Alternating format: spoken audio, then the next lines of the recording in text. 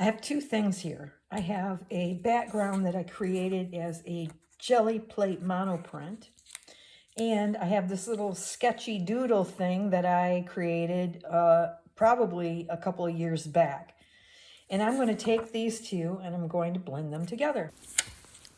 I want to make sure that my placement is correct. So I'm kind of thinking about it as I'm drawing this out. I'm using the rule of thirds, so my vase is going on the line of the third to the right. And I'm sketching it out with a charcoal pencil so that it can be erased if I decide I don't like it. It's very easy to remove the charcoal. So I'm mapping it out and I'm putting in the center of the flower right now and sketching out the direction that that flower will be leaning, so I'll know how to place the stem from the flower into the vase. And I'll do the second one in the same way. I'll map out where the center is going to be. I'll put a little mark for that. I'll draw a couple of little lines to indicate the direction of the petals, and then I sketch down to the vase. So now what I'm going to do is I'm going to start by just outlining with black. And I'm not certain if black is going to be the color I really want, but I'm going to start with black just because I think it would be an interesting color to use over this background.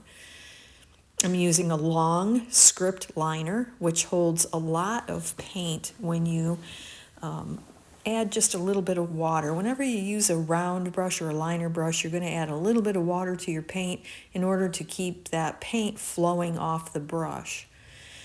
And so just notice the way I'm holding it and the direction I'm dragging it. You always want to drag it pretty much toward you, but you can see I had turned it around a couple of times. I'm still dragging it so that I'm not leading with the point, I'm pulling from the point. Here I'm putting the center of the flower in again so it stands out. I can see my sketch a little bit. I'm trying to determine, again, how am I going to put these petals in there. I'm not sure if I want them to be solid black just yet, so I'm deciding, well, I'll just do some outlines and then we can fill it in with something different later if I decide to. I'm really just winging this. I enjoyed the background. I think it's a really cool background, and I thought that the simplicity of the vase and the flowers would look very interesting because it would be so different from the background. And the background's a little busy, so these flowers and the vase should tone it down. It should make it a place for your eye to relax and rest while you're looking at this painting. These are acrylic paints, and the background was a jelly plate monoprinting, but it was also done with acrylic paint. It's always nice to paint acrylic over acrylic, and sometimes you could use mixed media. You could do some colored pencils or things like that, but I just like to keep the overall look of a piece the same from start to finish. That's just my personal preference. So now that I've got that basic outline in there, I'm starting to question, well, do I really like this background? This is the only black, really. The darker pieces on the background they're blue. So I'm thinking, well, maybe I'll do a little bit more than the vase. I'll make myself a little table or a tablecloth or something to have that vase sitting upon. And that way I could add a little bit more of those painted lines in there just to enhance the piece a little bit. And as I'm looking at this, I'm thinking, it might be interesting to do something different in the table or tablecloth. And I just put these little marks in there just to break up that space a little bit. And then I had this thought, well, why don't I just put some, I'm going to call it cross hatching, and you'll see why as I move forward here. Just drawing some lines in one angle, and then I'm going to go back and I'm going to draw them again in another angle. And it could be the texture of maybe the vase is sitting on a floor now, or maybe now that I'm going the other way, maybe it's a fabric pattern or something along that line. The biggest thing I can say about it is that now that little piece along the bottom is again different from the rest of the background. It was kind of different anyway. It didn't have a lot of the pattern down there, and some of the color wasn't really there, so it does make it different and makes it more interesting. So here I've decided, well, I think my vase should be a nice solid color, and that will give the eye even more room to rest, a place that's quieter than the rest of the painting. And so I'm painting inside, and at this point I'm leaving those black lines. I might be covering up bits and pieces of it, but your eye will connect the dots regardless of that.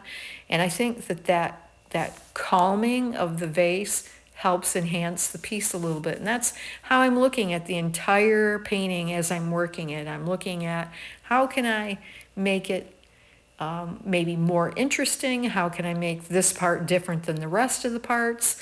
And how can I enhance this painting so that I give more quiet areas for the eye to rest in? So here I've decided, well, maybe I'll go in and I'll just soften those little lines I put in earlier. That'll darken and enhance that line a little bit.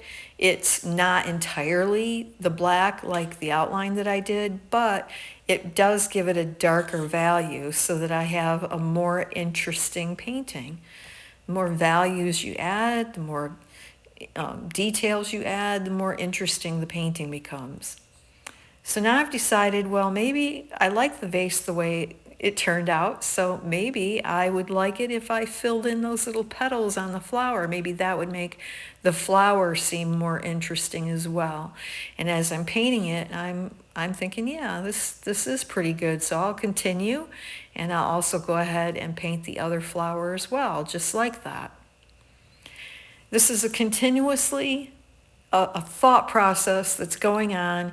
You're making decisions all along the way based on a couple of things. How much fun am I having doing this? And does this look good? Is this going in the direction I thought it would go? And all these little details and thought processes are happening all along the way. I did not plan this piece at all. I saw the background. I thought, this is a lovely background. I don't want to completely cover it up, but I want something interesting on there. And I came across my little doodle sketch of the vase and the flowers, and I thought, oh, well, this would look lovely on there because it is in such contrast to the background. So as white dries, it can have some of the backgrounds sort of show through a little bit, which can be totally nice. It's really a great effect, but sometimes you don't want that. And so I did go back and put a little bit more of that white into the flowers. And now I wasn't quite liking the shape of the center, so I decided, well, I'm going to fidget with that a little bit too. Look at that two-fisted painter. Flat brush in one and a long liner in the other. That way I can swap back and forth between the two.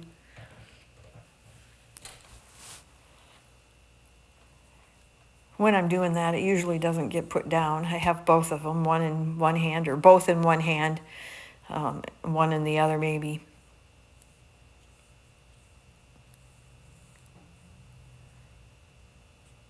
If I am going to set a brush down, I typically will go about cleaning it out a bit too, because it's not good to leave your acrylics sitting in your brush. It can dry fairly quickly, and then, you know, your brush doesn't work quite the same if it's got paint dried in it, even the littlest amount. So.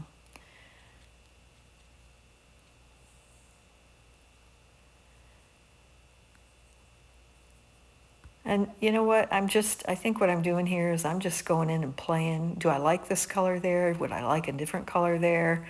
Do I want more of this or less of that? I'm just messing around, just playing, just trying to make some decisions about color balance and harmony, things like that.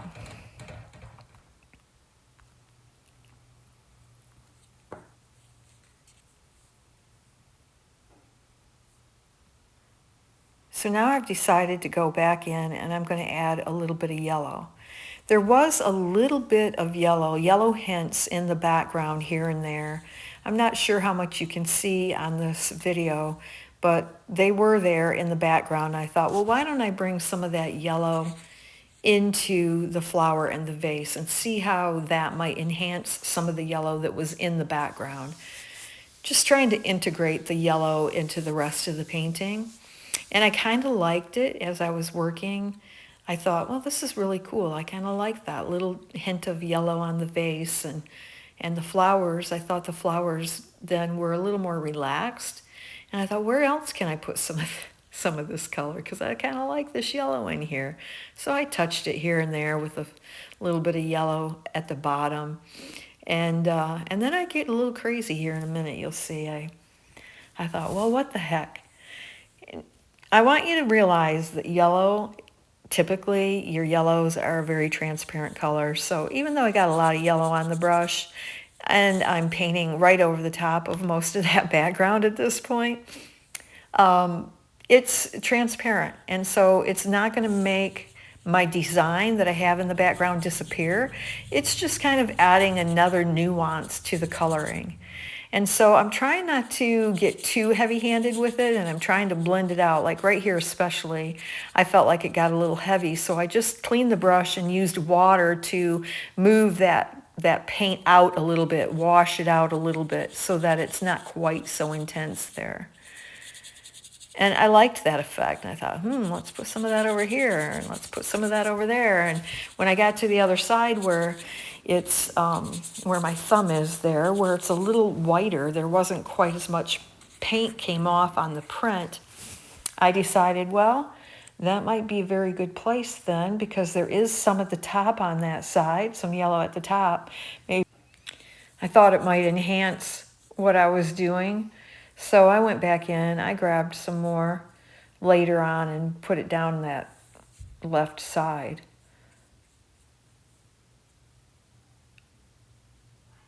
It's nice because, you know, my background is mostly this bluish green and yellow and blue and bluish green, of course, always look wonderful together.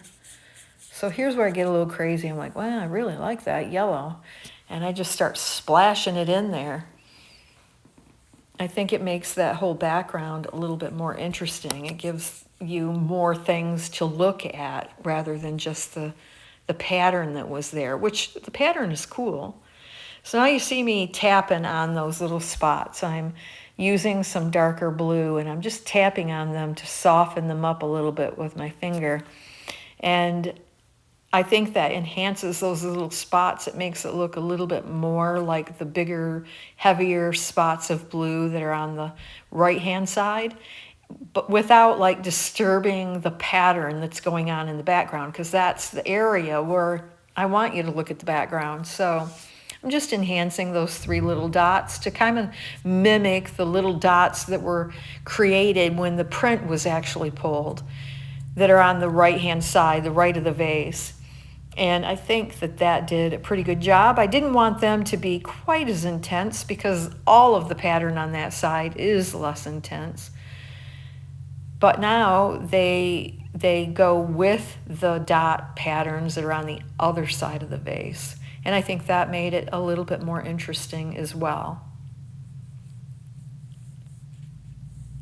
So now I'm thinking, oh, well, maybe this one side, this whole one side would be darker all the way.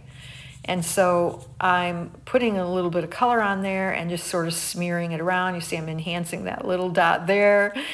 And that makes it go a little bit more with the other dots I was putting in there. It's coming to a good conclusion at this point.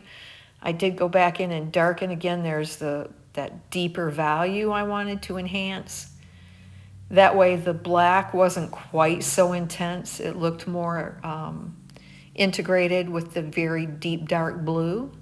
So that's one thing I like to teach a lot, is integrating your colors. You don't want a random color in just one part of your painting. You want to spread the color around, put it here and there. I try to think in shapes like circles or C shapes or U shapes so that the color makes the eye move around the canvas, makes it move around the painting itself.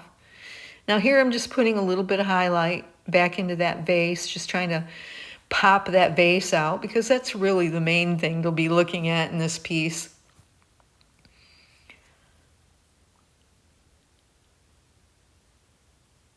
I decided to make my line a little bit thinner, so that's what I was doing right there. And here you go, here's the finished piece.